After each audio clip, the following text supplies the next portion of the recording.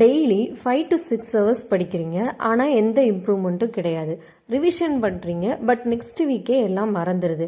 அப்போது உங்கள் ப்ராப்ளம் நீங்கள் போடுற எஃபர்ட்ஸில் கிடையாது, நீங்கள் படிக்கிற மெத்தடில் தான் இருக்குது. இதை சில பேர் படிக்க ஆரம்பித்த 1 மந்த்லேயே ரியலைஸ் பண்ணி அதை கரெக்ட் பண்ணிடுவாங்க. சில பேர் எக்ஸாம் எழுதி முடிச்சதுக்கப்புறம் தான் அதை ரியலைஸ் பண்ணுவாங்க. இன்றைக்கி நீங்கள் படிக்கிற மெத்தட் சரியாக தப்பாங்கிறத எப்படி அனலைஸ் பண்ணுறது, அதை எப்படி கரெக்ட் பண்ணுறதுங்கிறத பற்றி பார்ப்போம். ஃபஸ்ட்டு மேஜர் ரெட் ஃப்ளாக் என்னென்னா, ஒரு ப்ராப்பரான பிளான் இல்லாமல் படிக்கிறது. ரேண்டமாக படிப்பாங்க. மார்னிங் பார்த்தீங்கன்னா பாலிட்டியில் ஃபஸ்ட் லெசன் படிச்சுட்டு இருப்பாங்க. சடனாக பார்த்தீங்கன்னா தமிழில் கலைச்சொற்களுக்கு தான் அதிக இம்பார்ட்டன்ஸ் சொல்லிட்டு அதை படிச்சுட்டு இருப்பாங்க. முன்னாடி படித்ததை விட்டுருவாங்க.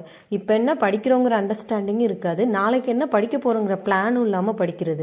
ரெண்டாவதாக ஒன்லி ரீடிங் மட்டும்தான் பண்ணிட்டு இருப்பாங்க. அவங்க படித்தது எந்த அளவுக்கு ஞாபகம் இருக்குன்னு செல்ஃப் டெஸ்ட் பண்ணி பார்க்க மாட்டாங்க. இது ரொம்ப சிம்பிள் தான்.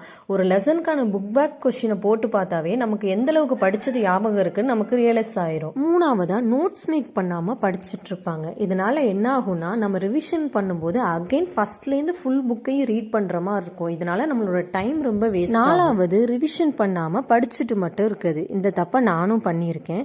7 to 10 டேஸில் நம்ம படித்ததை ரிவைஸ் பண்ணலனா நம்ம பிரெயின் அதை ஆட்டோமேட்டிக்காக மறக்க ஆரம்பிச்சிடும். அதுதான் உண்மை கைஸ். இது நமக்கு எப்போ இம்பேக்ட் ஆகும் அப்படின்னா, எக்ஸாம் ஹாலில் ஒரு ஆப்ஷனை நம்மளால கான்ஃபிடென்ட்டாக சூஸ் பண்ண முடியாது. அஞ்சாவதாக ப்ரீவியஸ் இயர் கொஸ்டினை ஒழுங்காக அனலைஸ் பண்ணாமல் படிக்கிறது. நம்ம படிக்காத ஒரு கொஸ்டின் ப்ரீவியஸ் இயரில் கேட்டிருந்தாங்கன்னா அந்த கொஸ்டினுக்கு ஆன்சர் பண்ண நம்ம எந்த புக்கை படிக்கணும், அதோட சோர்ஸ் என்னன்னு சர்ச் பண்ணி நம்ம அதை நோட் பண்ணி வச்சுக்கணும்.